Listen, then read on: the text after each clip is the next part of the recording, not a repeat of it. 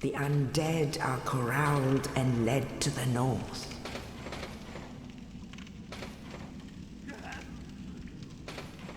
Where they are locked away to await the end of the world.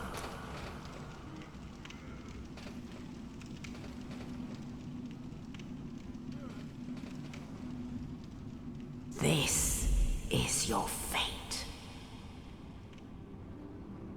Dark Souls è un videogioco che ha segnato un'era. Non si tratta solo di un'esperienza difficile e profonda, ma di un prodotto che ha introdotto elementi di design e un approccio al level ed encounter design del tutto nuovi per l'epoca. Ma oggi, nel 2025, dopo Dark Souls 3, Bloodborne, Elden Ring, possiamo ancora imparare qualcosa da Dark Souls, un gioco del 2011? La risposta, secondo me, è sì, e oggi vedremo insieme il perché. Sono Alessia, game e level designer, e su questo canale trattiamo del design videoludico. Oggi analizzeremo come From Software ha costruito il mondo e i livelli di Dark Souls, esplorando in dettaglio 6 lezioni di level design che possono interessarti se vuoi comprendere meglio il gioco e la serie, ma anche e soprattutto se sei interessato al level design e al game development.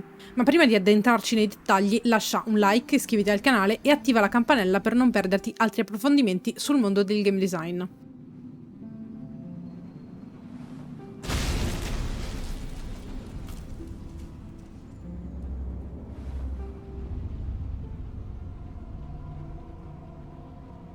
From Software, specialmente con i Soulsborne, è ormai diventata sinonimo di giochi impegnativi e profondi, caratterizzati da mondi spesso oscuri e una narrativa legata ad oggetti, descrizioni ed environment. Fondata nel 1986 a Tokyo, From Software ha iniziato la sua attività sviluppando software aziendali, per poi lanciarsi nel mondo dei videogiochi solo nel 1994, con Kingsfield. Si trattava di un gioco di ruolo in prima persona per la primissima PlayStation, noto per la sua difficoltà e il suo ritmo lento, che avrebbe gettato le basi per lo stile distintivo dello studio. Kingsfield non raggiunse mai un successo di massa, ma divenne un cult fra i giocatori più hardcore, affascinati dalla sua atmosfera opprimente e dall'assenza di alcuna spiegazione. Negli anni successivi From Software continuò a sperimentare con giochi di nicchia, come la serie Armored Core, dedicata ai combattimenti tra mecha, e altri titoli di ruolo cupi e sperimentali, tra cui Shadow Tower e Eternal Ring. Mi ricordo qualcosa.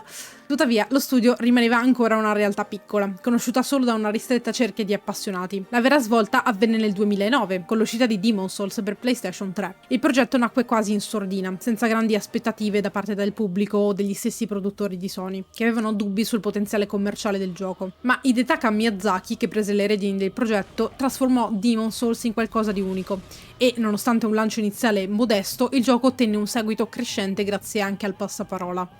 Le sue meccaniche innovative, come la perdita delle anime alla morte e il sistema di multiplayer asincrono, diventarono elementi iconici, mentre la sua atmosfera gotica e la narrativa criptica conquistarono i giocatori più audaci.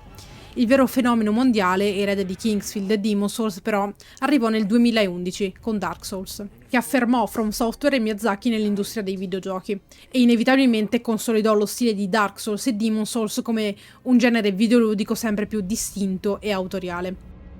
Then from the dark they came and found the souls of lords within the flame.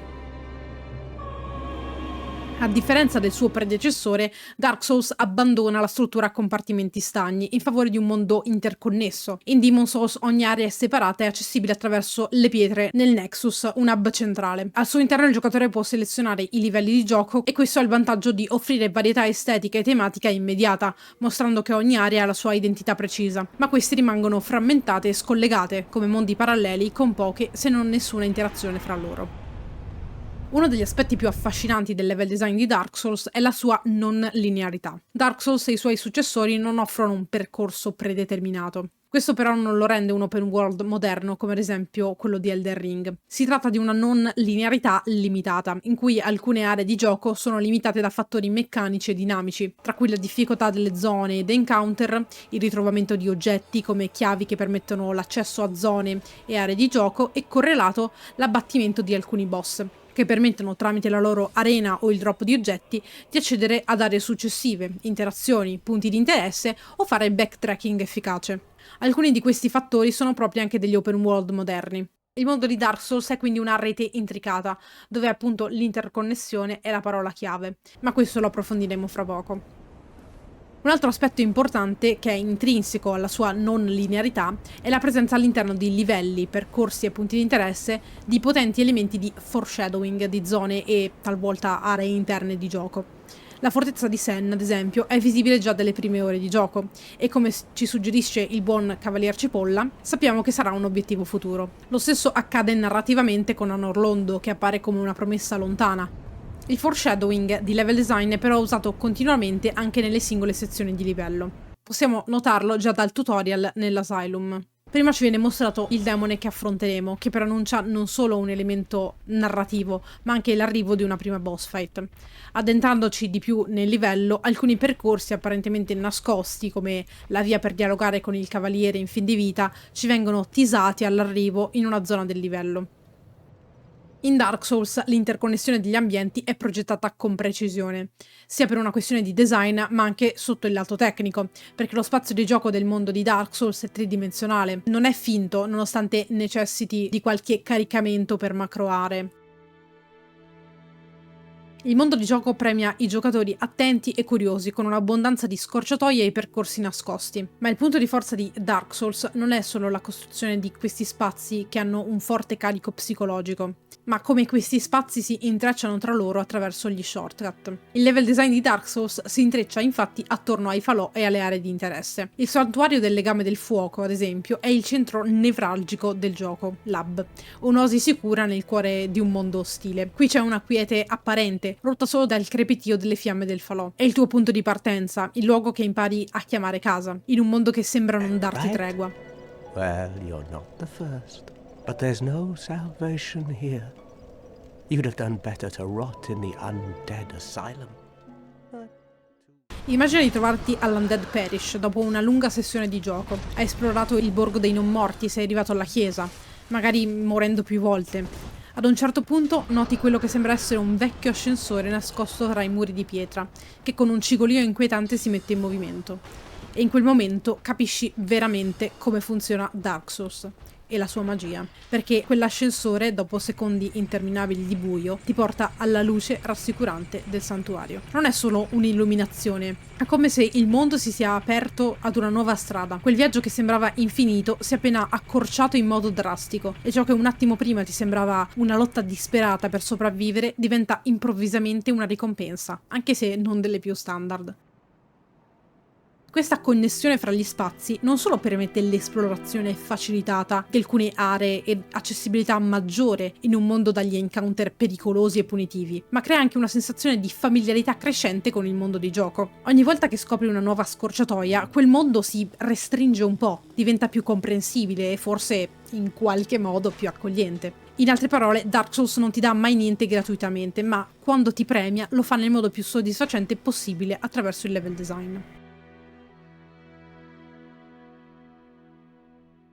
La connessione fra le aree è però accompagnata da un elemento di riconoscibilità e identità dei paesaggi delle zone, come abbiamo detto prima, non solo grazie al tono, ma anche dal punto di vista di environment design. E come abbiamo detto, le zone sono importanti sia da un punto di vista narrativo, sia per introdurre un cambio di pace e di tono al gameplay. Il concetto di Wetland Shaft, o paesaggio mondo, è una delle chiavi di lettura più potenti per comprendere il level design di Dark Souls. Questo è un parallelismo proposto da Ario Barzan, confrontando i livelli e la concept art con questa tipologia pittorica. Questo termine, di origine tedesca, descrive un tipo di paesaggio che non si limita a essere uno sfondo scenografico, ma che racchiude un intero mondo in sé, un ambiente che invita a essere esplorato in profondità e che suggerisce una storia più grande.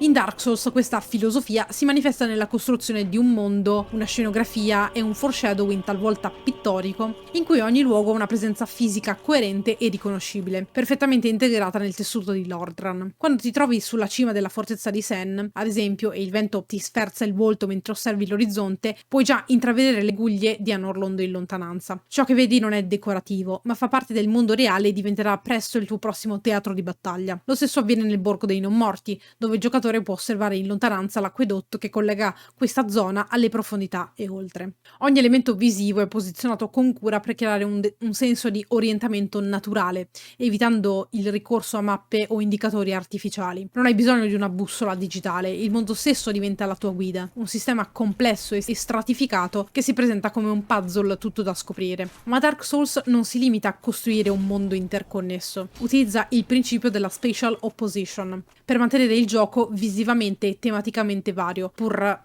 garantendo coerenza e fluidità fra le diverse aree. La spatial opposition si basa sul contrasto fra gli spazi e ambienti diversi per creare un ritmo visivo e ludico. Ogni zona del gioco ha un'identità forte e distinta, ma le transizioni fra queste aree sono sempre gestite con gradualità e coerenza narrativa, per evitare cambiamenti bruschi che potrebbero spezzare l'immersione del giocatore. Un esempio perfetto di spatial opposition è il passaggio dal borgo dei non morti alle profondità. Nel borgo il giocatore si muove in ambienti relativamente aperti, fra strade e edifici in rovina, illuminati dalla luce naturale. Il passaggio verso le profondità, però, cambia gradualmente il tono del gioco. La transazione avviene attraverso uno scantinato stretto e umido, dove l'atmosfera diventa sempre più opprimente. La luce del sole si affievolisce lentamente, sostituita da ombre sempre più fitte e dall'eco di gocce d'acqua che cadono dalle pareti di pietra. La discesa nelle profondità non è immediata, ma è costruita da una serie di piccoli dettagli: il corridoio che si restringe, il pavimento che diventa più scivoloso e un improvviso calo del volume del mondo esterno, lasciando il giocatore solo con i propri passi e un senso crescente di inquietudine. Quando finalmente raggiungi le profondità, il contrasto è netto. Sei passato da un ambiente aperto e orizzontale a uno spazio chiuso, sviluppato principalmente in verticale dominato dall'oscurità. Questo cambiamento non è solo estetico, ma influisce direttamente sulla tua esperienza di gioco. Nel borgo ti muovevi liberamente, schivando attacchi e sfruttando lo spazio a tuo vantaggio. Dipende dalle zone. Nelle profondità lo spazio invece è contro di te. Ogni angolo stretto può nascondere un nemico e ogni scalino può condurti a una trappola. Un altro esempio emblematico di Spatial Opposition è il contrasto fra la città infame e Anor Londo. La città infame è un incubo verticale, una rete di scale di legno pericolanti e piattaforme traballanti, immersa nell'oscurità e costruita con materiali rozzi e instabili. L'ambiente trasuda decadenza e pericolo costante. Ogni passo può portarti alla morte, sia per mano dei nemici che per una caduta accidentale nell'abisso sottostante. L'oscurità è quasi totale e l'unico suono che ti accompagna è il cigolio delle impalcature sotto i tuoi piedi. Anor Londo, al contrario, è maestosa e solenne. Le sue ampie strade lastricate, i vasti spazi aperti e la luce dorata del sole creano un senso di meraviglia e reverenza. Non c'è più la sensazione di claustrofobia. Ora ti trovi in un luogo aperto, maestoso, eppure altrettanto pericoloso.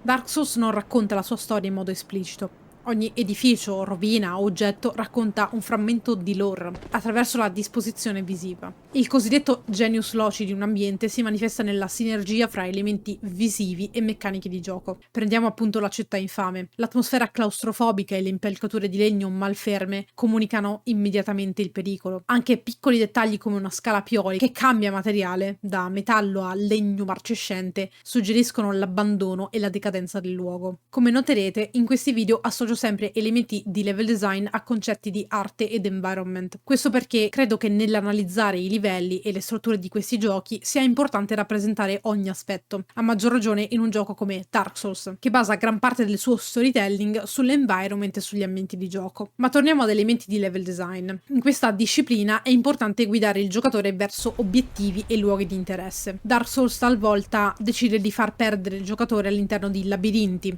spesso invece per quanto riguarda progressione di trama e punti di interesse strategici usa sapientemente la verticalità. Essa è spesso utilizzata per creare obiettivi visivi, spingendo il giocatore a raggiungere una cima lontana o scendere in profondità, sia per quanto riguarda obiettivi di progressione verso altre aree, sia per quanto riguarda punti di interesse. In questo esempio, il giocatore è portato a salire oltre la scala per uccidere il balestriere scheletro. Da quel punto in poi, l'attenzione del giocatore è portata in tre diverse direzioni: elementi del percorso che si è perso e in cui può fare backtracking, elementi di progressione e il falò.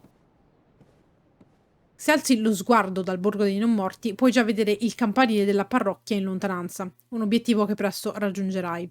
Questo utilizzo degli obiettivi visivi guida il giocatore in modo naturale, senza bisogno di indicatori o frecce sullo schermo. Talvolta il gioco sceglie deliberatamente di disorientarti con il level design, soprattutto in aree più labirintiche come le profondità o la città infame. Qui l'assenza di obiettivi visivi e l'assenza di chiarezza fa sì che il giocatore si senta vulnerabile e confuso in un luogo che sembra piegarsi su se stesso, senza una direzione evidente. Questo senso di smarrimento però è voluto dai designer e diventa parte integrante non solo della narrazione ma anche dell'esperienza di gameplay, perché crea pressione psicologica. Il gioco confonde i giocatori anche con torri a spirale, percorsi che si incrociano, visuale limitata, così che sia difficile orientarsi. Quando finalmente il mondo si connette su se stesso, però, il giocatore non solo prova sollievo, ma inizia a fidarsi dell'esplorazione. Capisce che il gioco lo ricompenserà per la sua attenzione e curiosità. Collegata alla verticalità, Dark Souls riutilizza, similmente ad altri titoli From, mascheramenti di level design. Io li chiamo così, ma capirete molto presto a cosa mi riferisco. Questo espediente, assieme a quello delle pareti illusorie, è stato portato avanti con la serie dei Dark Souls e Elden Ring, perché sono elementi ricorrenti e quindi facili da intuire e da insegnare al giocatore, ma al contempo estremamente efficaci nel creare soddisfazione e senso di premio nel player che scopre passaggi segreti. In alcune sezioni in cui sembra esserci solo una via per continuare, il giocatore è invitato a esplorare gli angoli e se decide di colpire alcuni barili accatastati in un angolo apparentemente insignificante, scopre un passaggio nascosto che porta ad un'altra strada o salto verso una piattaforma. Anche le aree di drop down, infatti, spesso mascherate da pile di casse o detriti, possono nascondere una piattaforma sicura su cui saltare, aprendoti a un nuovo percorso alternativo. Esempi perfetti si trovano nel Borgo dei Non Morti e nella Città Infame, dove un drop nascosto si rivela solo dopo aver distrutto alcune casse accatestate su una piattaforma di legno. Anche nel Borgo dei Non Morti, rompendo questi barili,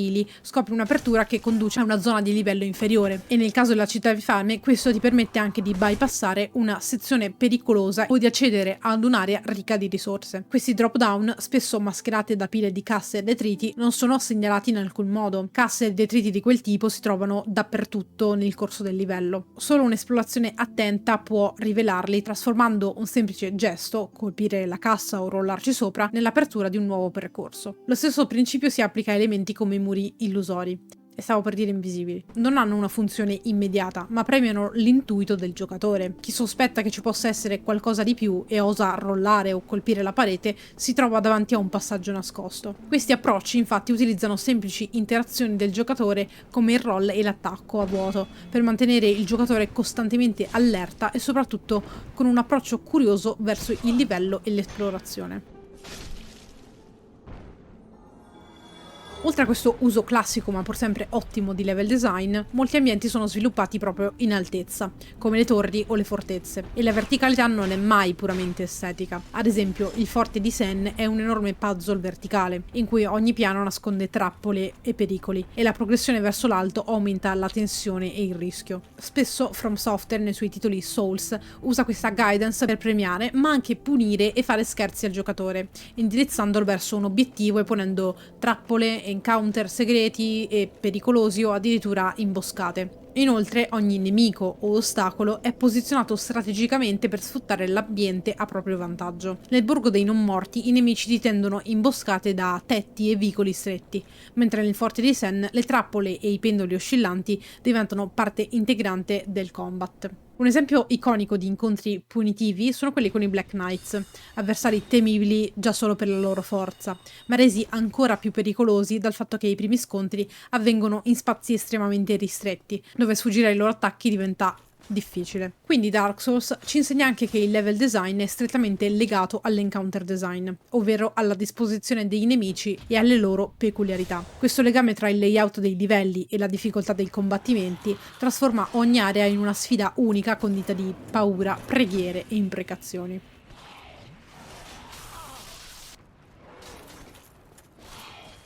Oltre ad alcune cutscene iniziali, non troverai lunghi dialoghi o scene esplicative che ti spiegano cosa sia successo all'Ordran. Tutto ciò che sai, o meglio, tutto ciò che puoi scoprire è sepolto fra le pieghe degli ambienti, dell'architettura e degli oggetti e delle loro descrizioni. Come abbiamo accennato nel punto 2 con il concetto di Weltanschauung, in Dark Souls l'ambiente non è solo uno sfondo, è un vero e proprio personaggio. Totten definisce un altro parallelismo pittorico con il Genius Loci di cui abbiamo parlato in precedenza, di un determinato ambiente videoludico plasmabile attraverso organizzazione spaziale, dimensioni, luci ed ombre, per creare un vero e proprio mood ambientale. Sebbene queste caratteristiche scenografiche siano proprie di qualunque videogioco, dal level design curato, è importante notare come in Dark Souls questo si manifesta creando spazi evocativi che contribuiscono all'apofinia e alla narrativa implicita. Ogni ambiente videoludico di questo tipo ci suscita domande tramite l'environment storytelling, elementi che puoi approfondire con questo video. Chi viveva qui? Cosa è successo a queste terre? Perché sono cadute in rovina? Le risposte a queste domande si trovano spesso nei dettagli più nascosti, ma anche nel lavoro di concept art che ha preceduto la costruzione del mondo di gioco. Le concept art non sono direttamente legate al level design, ma si frappongono fra esso e la componente artistica, e sono state la chiave per plasmare il mondo di gioco per come lo conosciamo oggi.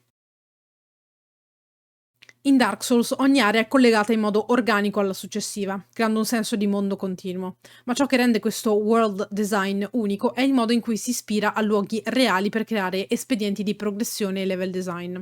Anor Londo trae ispirazione dalla Cattedrale del Duomo di Milano. Il designer Masanori Waragai racconta di come i contrafforti della cattedrale abbiano ispirato l'idea di camminare su di essi. Questo elemento architettonico non è solo un riferimento estetico, ma diventa parte integrante del gameplay e del level design.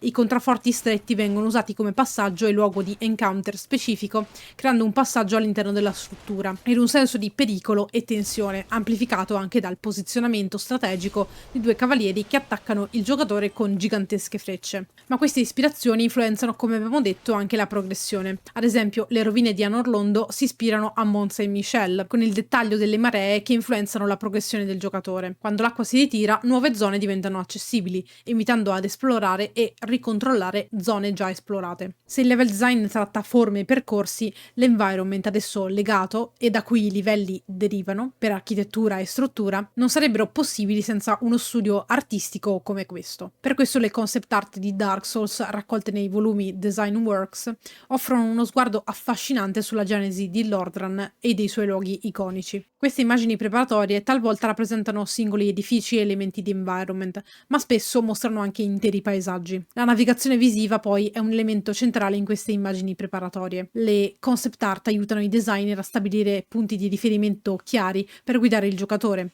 utilizzando elementi come torri, archi monumentali o fonti di luce naturale per attirare lo sguardo e suggerire percorsi senza bisogno di segnali espliciti. Dark Souls si rivela essere nel 2025 un gioco importante non solo da un punto di vista storico, per le novità che ha introdotto, ma ci regala e ricorda tuttora diverse lezioni di level design. Un concetto unico e adattivo di non linearità, interconnessione di level design tramite shortcut e la meccanica dei falò, utilizzo unico della verticalità e della guidance nel level design, ultimi ma non per importanza ci ricorda il legame profondo del level design con l'encounter design, la percezione spaziale e l'environmental storytelling, grazie al quale il mondo diventa parte integrante della lore. Se vuoi altri approfondimenti come questo, su altri giochi o livelli specifici, scrivimelo nei commenti, assieme alla tua area preferita di Dark Souls. Grazie di essere arrivato fin qui, ti aspetto su questo canale per altri video di game, level design, narrativa e dintorni. A presto!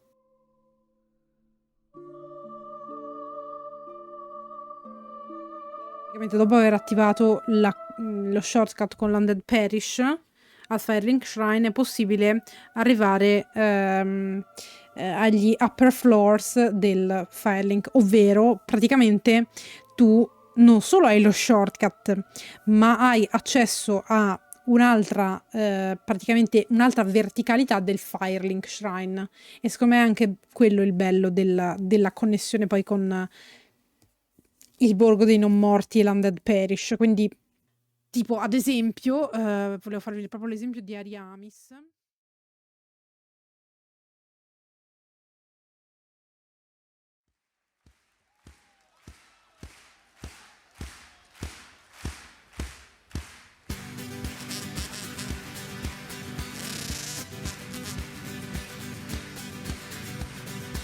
Mi ricordo che anni fa, di sfuggita dentro un bar, ho sentito un jukebox che suonava. E nei sogni di bambino la chitarra era una spada e chi non ci credeva era un pirata.